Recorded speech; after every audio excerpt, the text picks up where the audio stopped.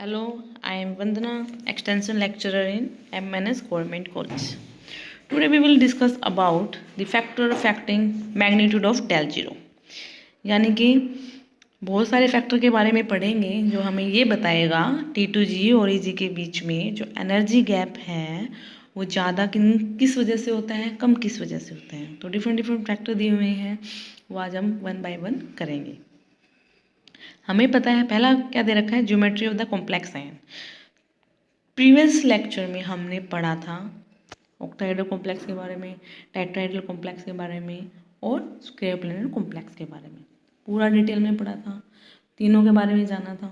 क्या सबसे ज़्यादा एनर्जी गैप किसके बारे में होता है, स्क्वायर प्लेनर में, फिर ऑक्टाहेड्रल में और फिर टेट्राहेड्रल में। सेम यही सीक्वेंस हमने दिखा रखा है। स्क्वायर प्लेनर कॉम्प्लेक्स के बीच में जो गैप होता है ऑर्बिटल्स के बीच में वो कितना है, 1.3 del जीरो। ऑक्टाहेड्रल में del जीरो, टेट्राहेड्रल में कितना दिखा रखा है, 0.45 del जीरो। ये जो सीक्वेंस है मेन तो यहाँ पर क्या है, ये सीक्वेंस याद रखना है। स्क्वायर प्लेनर में ज़्यादा होता है, फिर ऑक्टाहेड्रल में, फिर टेट्राहेड्रल में। तो साइड में याद दे रखा है क्या, ये स्पोर्ट वर्ड, इससे आप याद रख सकते हो।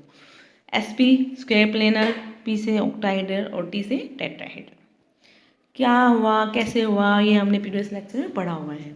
यहाँ पर तो हम सिर्फ डिफरेंस देख रहे हैं कि ज्योमेट्री की वजह से तीनों डिफरेंट ज्योमेट्री है, तीनों के बीच में गैप क्या है पता नहीं, ये पीछे पढ़ा था, किसके अंदर ज़्यादा किसके अंदर कम है। दूसरा क्या है, nature of ligand. Nature of ligand का क्या होता है, बहुत सारे यहाँ पर देखो स्पेक्ट्रोकेमिकल सीरीज दे रखी है, डिफरेंट लिगेंड दे रखे हैं। तो इन लिगेंड में क्या है, कुछ स्ट्रॉन्ग लिगेंड है और कुछ वीक लिगेंड है, सीक्वेंस वाइज दे रखे हैं। जो स्ट्रॉन्ग लिगेंड होते हैं उनके बीच में एनर्जी गैप क्या होता है, ज़्यादा होता है। जो वीक लिगेंड होते हैं उनके बीच में एनर्जी गैप कम होता है। जो स्ट्रॉन्ग लिगेंड होते हैं वो क्या करते हैं, लो स्पिन कॉम्प्लेक्स बना सकते हैं, पीछे के अथवा पेयरिंग दिखा सकते हैं। वीक लिगेंड होते हैं उनके बीच में रिपल्शन क्या होता है, कम होता है, वो क्या दिखा सकते हैं, हाई स्पिन कॉम्प्लेक्स बना सकते हैं।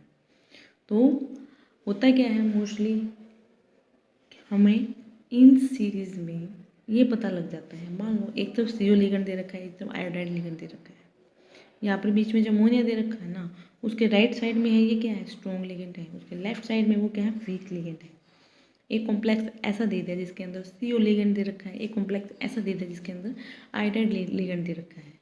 तो इस सीरीज से हमें पता लग जाएगा। तो CO लिगेंड क्या है आपका, स्ट्रॉन्ग लिगेंड है, और आयोडाइड लिगेंड क्या है, वीक लिगेंड है। स्ट्रॉन्ग लिगेंड है तो क्या बनाएगा, स्प्लिटिंग एनर्जी ज़्यादा कर देगा, लो स्पिन कॉम्प्लेक्स बन सकता है। आयोडाइड में कभी भी लो स्पिन कॉम्प्लेक्स नहीं बनेगा क्योंकि वीक लिगेंड है, हाई स्पिन कॉम्प्लेक्स बनाएगा।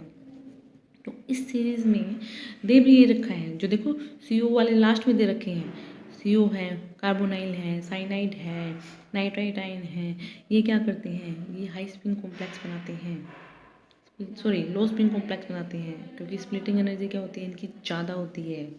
ठीक है, तो ये क्या बनाते हैं, ये क्या करते हैं, CO में क्या होते हैं, पाई बॉन्ड कॉम्प्लेक्स बनता है।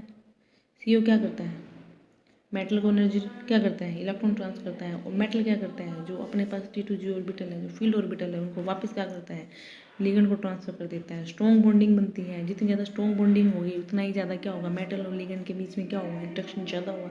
ज़्यादा इंट्रैक्शन कैसे होता है, 5 आने से, 5 ज़्यादा, अगर 5 आएंगे दोनों ऑर्बिटल तो उनके बीच में क्या होगा, रिपल्शन ज़्यादा होगा, रिपल्शन ज़्यादा होते क्या होगी, एनर्जी ज़्यादा हो जाएगी। सिंपल कहने का मतलब क्या है, इस स्पेक्ट्रोकेमिकल सीरीज से हमें ये पता चल जाता है, जो अमोनिया के राइट साइड में है वो स्ट्रॉन्ग लिगेंड है, और जो लेफ्ट साइड में है वो वीक लिगेंड है। ऊपर से नीचे जैसे इस सीरीज में हम जा रहे हैं, क्रिस्टोफिल स्प्लिटिंग एनर्जी बढ़ती जा रही है, बढ़ती जा रही है।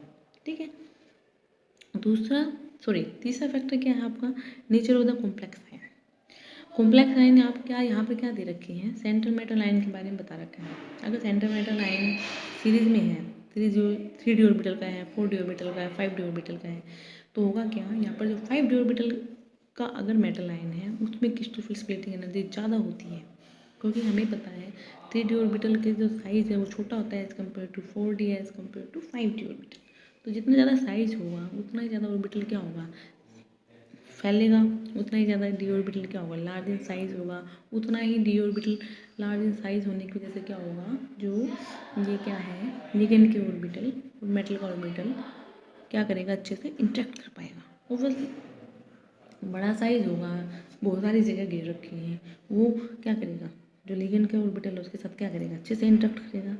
जितना ज़्यादा साइज होगा उतनी ज़्यादा क्या होगी, इंट्रैक्शन ज़्यादा होगी, उतनी ज़्यादा इंट्रैक्शन यानी कि उतना ही ज़्यादा क्या होगा, उनके अंदर रिपल्शन ज़्यादा होगा।